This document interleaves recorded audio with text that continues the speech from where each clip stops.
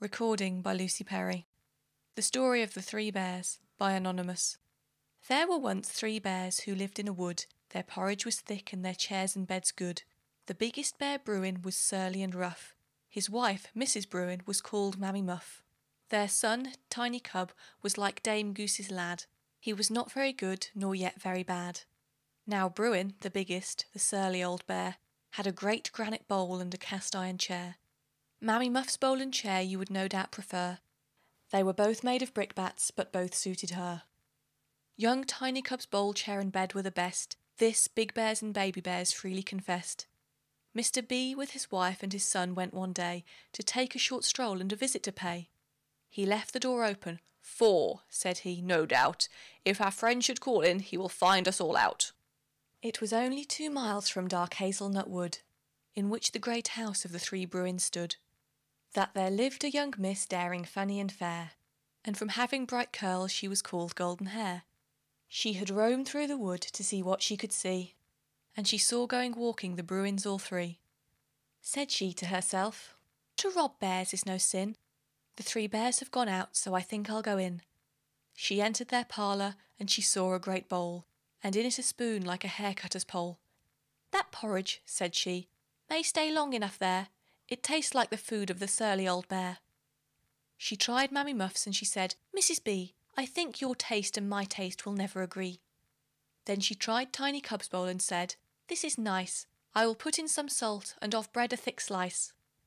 The porridge she eat soon made her so great, the chair that she sat on broke down with her weight.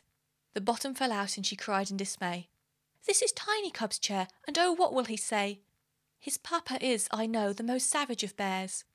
His mamma is a fury, but for her who cares? I'm sure I do not. And then as for her son, that young bear Tiny Cub, from him shall I run? No, not I indeed, but I will not sit here. I shall next break the floor through, that's what I most fear." So upstairs she ran, and there 3 beds she found. She looked under each one, and she looked all around. But no one she saw, so she got into bed. It was surly old Bruin's, and well stuffed with lead. Mammy Muff's next she tried, it was stuffed with round stones, so she got into Tiny Cub's and rested her bones. Golden Hair was asleep when the 3 bears came in. Said big Bruin, "I'm hungry, to eat let's begin. Who has been to my porridge?" he roared with such might, his voice was like wind down the chimney at night. "Who has been at my porridge?" growled out Mrs. B. Her voice was like cats fighting up in a tree. "Who has been at my porridge and eaten it all?" Young Tiny Cub said in a voice very small. "Who has been sitting in my great armchair?" in a voice like a thunderstorm roared the big bear. "Who has been sitting in my good armchair?" growled out Mammy Muff like a sow in despair. "Who has sat in my nice chair and broken it down?" Young Tiny Cub said, and so fierce was his frown that his mother with pride to his father said, "There! See our pet Tiny Cub can look just like a bear." So roaring and growling and frowning the bears, one after another came running upstairs. "Who has been in my bed?" old Bruin roared out, in a voice just like rain down a large water-spout. "Who has been upon my bed?" growled out Mammy Muff, in a voice like her husband's, but not quite so rough. "Who is lying on my bed?" said young Tiny Cub, in a voice like hot water poured into a tub. And Tiny Cub's breath was so hot as he spoke, that Golden Hair dreamt of hot water and woke. She opened her eyes and saw the 3 bears, and said, "Let me go, please, I'll soon run downstairs." But big Bruin was angry and shouted out, "No! You had no right to come hither, and now you shan't go. What we mean to do with you ere long you shall find. You can lie there and cry till I make up my mind." To Mammy and Tiny then did big Bruin roar, "Go and block up the chimney and nail up the door. This Golden Hair now has got into a scrape, and if I can help it she shall not escape."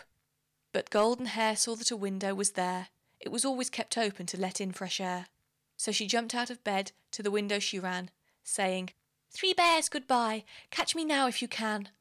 To the window the bears flew as fast as they could, but Golden Hair flew like the wind through the wood. She said the bear's breath had filled her with steam. But when she grew older she said 'twas a dream, and no doubt she was right to take such a view.